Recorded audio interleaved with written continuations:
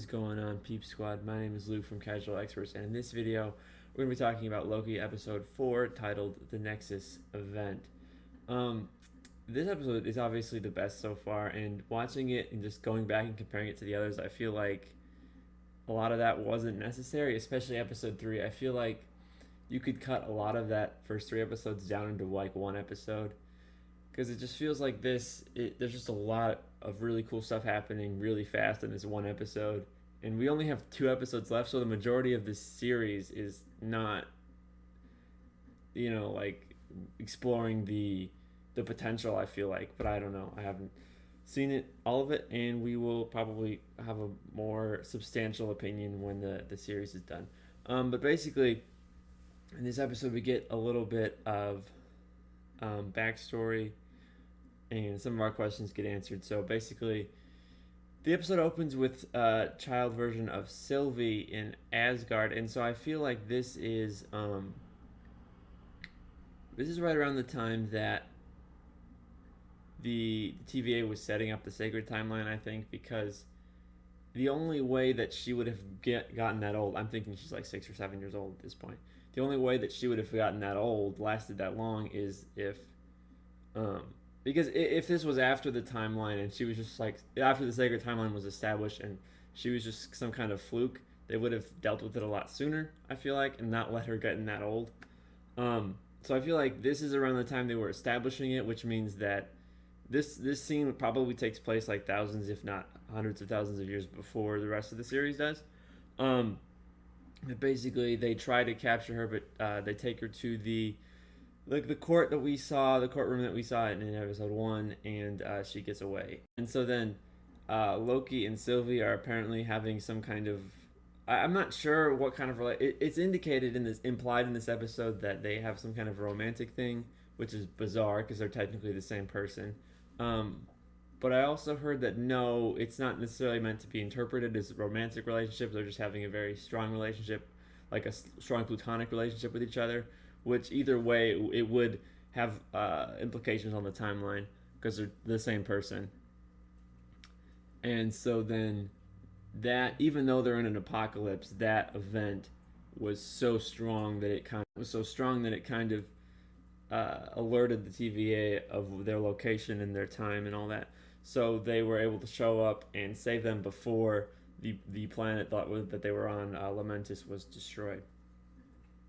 So Mobius takes Loki into a time loop situation, similar to that what we saw in Doctor Strange, and he just repeats it over and over and over again. And no matter what Loki tries to do, the end result is always going to be the same.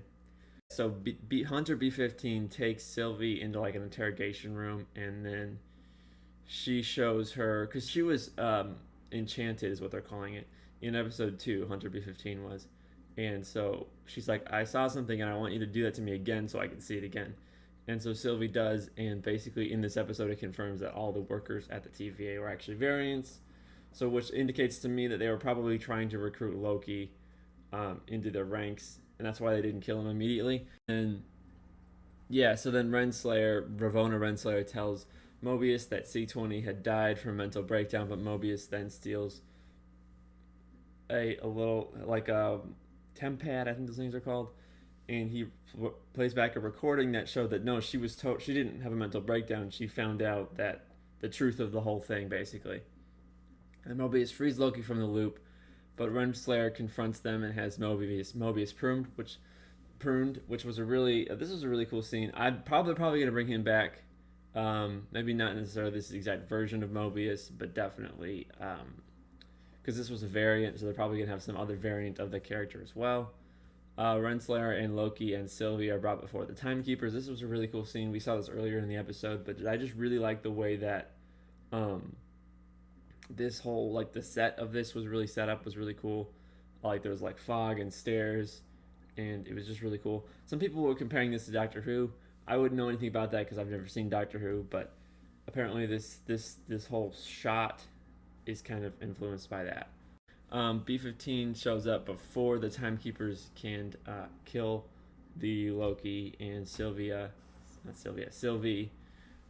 then they defeat Renslayer and the TVA. They have like a fighting thing.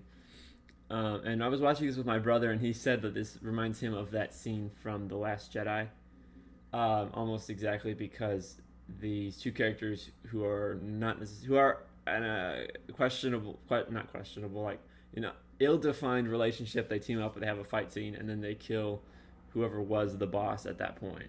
And I was like, oh yeah, it's true. And so basically, Sylvie cuts the head off of the middle TVA, who I thought was carrying up until this point, but apparently not.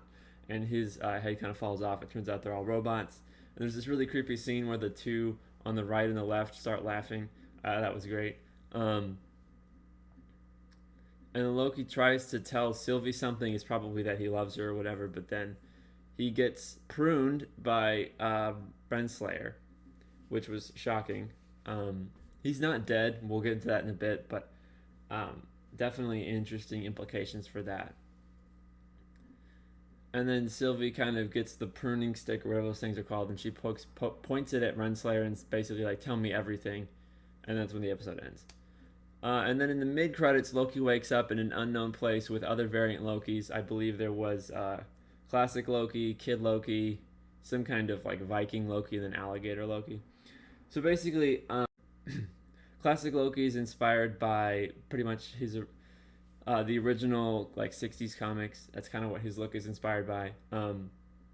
Kid Loki was kind of, I believe it was in the Agents of Asgard run. Basically, Loki was reincarnated, and this time he's like, I want to do good because in my past lives I've just been continually bad, and I so try to break out of that mold and do something good.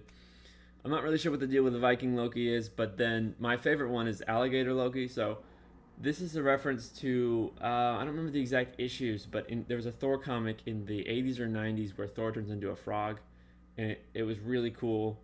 He fights like alligators in the New York sewers. This was actually the first comic I've ever read, and it's really good. You should check it out. I don't know the exact issues, but yeah, it's really good. Anyway, so my theory is, because if you look around, it's like ruined New York City. So my theory is this is kind of just where, this is like a prison realm, I think is what my theory is. Basically, this is where everything that doesn't fit into the sacred timeline goes. So there's just kind of chaos and just wreck everywhere. And yeah, that's what I think about that. So this is episode 4 of Loki, the Nexus event. Really kind of shaking things up. I think Tom Hiddleston said that 4, 5, and 6 episode 4, 5, and 6 get really crazy, which is kind of disappointing to me, because why didn't the first 3 episodes get crazy? I don't know. I didn't make the show, but I don't know. But yeah, that's all I had. The Nexus event, very cool. And we will see you next Wednesday with another Loki review. We'll probably have more videos out between now and then, so make sure you're subscribed with the little bell on. And and I will see you next time. Make sure to check the links in the description for our Facebook, Instagram, Patreon, podcasts. We just came out with a new one, and we're going to come out with a new one soon also. So make sure you're subscribed there. And I will see you next time. Peace out.